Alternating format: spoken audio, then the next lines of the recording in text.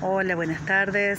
Acá viene este videíto para complementar las tareas de clases de palabras que estuvimos viendo. Hablamos de los sustantivos, dijimos que son esa clase de palabras que nombran cosas, seres, personas en particular, nombran lugares, nombran estados de ánimo. Por ejemplo, podemos nombrar emociones como la alegría, la felicidad, la tristeza. Esos son los sustantivos abstractos. ¿Por qué son abstractos? Porque necesitan de otro ser para realizarse, ¿sí? Para que haya alegría necesitamos de alguien que sienta alegría. No tiene nada que ver con esto de que se puedan tocar o no tocar. Eso es una costumbre como que ha quedado dando vueltas y no es así. El aire, ¿ves? No lo puedo tocar, pero el aire tiene una real existencia física e independiente de otros seres. En cambio, la alegría, la felicidad, las ideas, no. Los otros sustantivos, por ejemplo, dijimos cuando nombran a personas en particular, son sustantivos propios. Los sustantivos propios serían María, María Soledad, por ejemplo, en mi caso, mi nombre.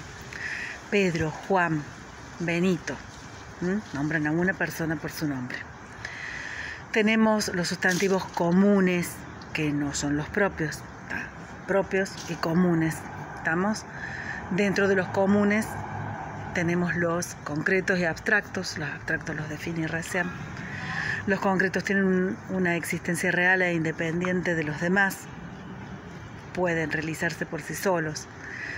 Y podemos nombrar a cosas como una mesa, una planta que tenemos allá atrás, una enredadera.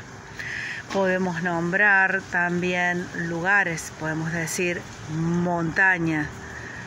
Podemos nombrar animales, perros, gatos, ¿sí? Podemos nombrar conjuntos de seres. Por ejemplo, arboleda es un conjunto de árboles, ¿sí? Y ojo con esto del conjunto, no hay que confundirlo con el plural, porque una arboleda es un conjunto de árboles. Pero si yo digo arboledas, son varias arboledas, ¿sí? Hay un plural. ¿Por qué? Porque los sustantivos tienen lo que se llama accidentes, al igual que los adjetivos y los verbos. ¿Estamos? Y esos accidentes son género y número. Es decir, pueden ser femenino o masculino, singular o plural. Los adjetivos, que les vamos a dedicar después una clase más en profundidad, son las clases de palabras que complementan el significado del sustantivo, lo acompañan, lo describen. ¿Cómo es esto? Yo puedo decir perro, que recién lo pusimos en el ejemplo de los sustantivos, pero puedo decir también perro feroz. Estoy diciendo algo más de perro con la palabra feroz. La palabra feroz es el adjetivo. Los adjetivos también tienen accidentes. ¿Qué son los accidentes de las palabras? Son las variaciones que sufre una palabra cuando es usada por la gente, cuando habla, cuando escribe. Entonces yo puedo decir perro blanco o perra blanca. ¿Cuál sería el accidente ahí? Género. Igual que el sustantivo tienen género. E igual que el sustantivo tienen número. Puedo decir perras blancas o perros blancos. Y fíjense en esto. El sustantivo y el adjetivo siempre, pero siempre coinciden en género y número. Si yo digo perro blanca, está mal. Y si yo digo perros blanco, también está mal. No coinciden, entonces no podría ser. ¿Sí? Por último, los verbos, que es el último concepto que vamos a trabajar en este bloque, son las palabras que designan acciones, nombran las acciones. Son las palabras que más accidentes tienen en el idioma español. ¿Por qué? Porque los verbos tienen número, pueden corresponder al singular o al plural. Tienen persona. ¿Quién es la persona? Es quien desempeña la acción. En español tenemos 6 personas. Algunas escuelas o algunos libros tienen 7. Vamos con las personas. Las del singular, es decir, la del número singular son yo, tú, él o ella. En algunos libros se agrega ahora el vos para ayornarse con el voceo que hacemos en Argentina. ¿Cuál es el plural? El plural son las personas en plural. Nosotros, nosotras, ellos, ellas, vosotros, vosotras.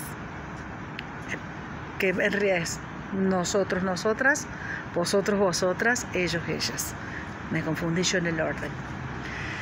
Ese es otro accidente, la persona que conjuga el verbo. Entonces, antes de avanzar con los accidentes, vamos a poner un ejemplo.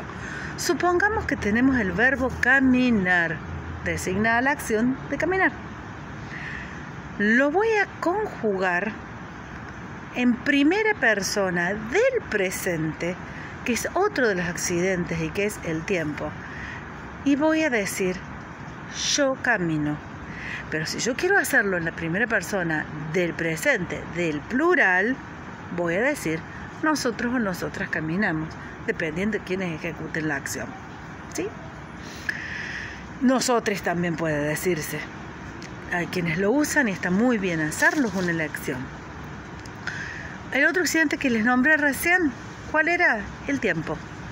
Las acciones pueden haber pasado ya, sucedido, eso es el pasado. Pueden suceder ahora, presente, pueden estar por suceder, que es el futuro. Volvamos con camino. Yo camino, presente, yo caminé, yo caminaba, pasado, yo caminaré, futuro.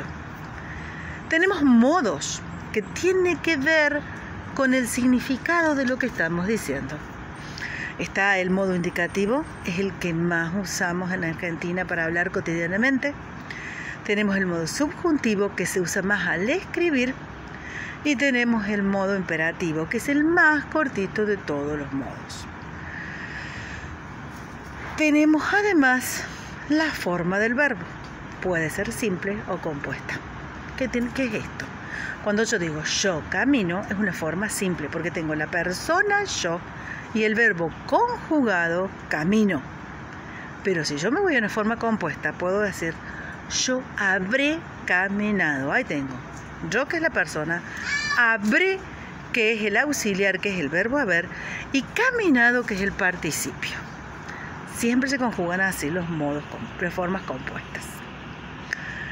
Verbo haber es el auxiliar siempre, y es el que recibe en la forma compuesta la modificación de la conjugación. ¿Sí?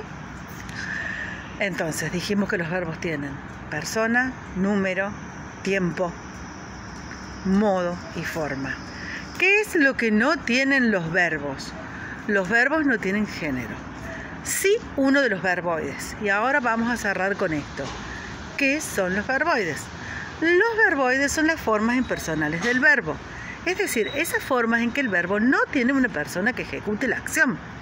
Tenemos el infinitivo, que es caminar, vivir, andar, temer. 3 posibles terminaciones: ar, er, ir. Primera, segunda y tercera. Tenemos el gerundio, que habla de las circunstancias en que se dan las cosas. Caminando, viviendo, yendo. Estoy yendo a tu casa, es una circunstancia, pero no es un verbo conjugado. Y por fin tenemos el participio. Caminado, bebido, andado, ido. Estos nunca los vamos a tomar como verbos conjugados.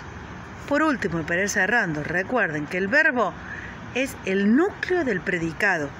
Así que es muy importante tenerlos en claro para el momento en que vayamos a estudiar oraciones.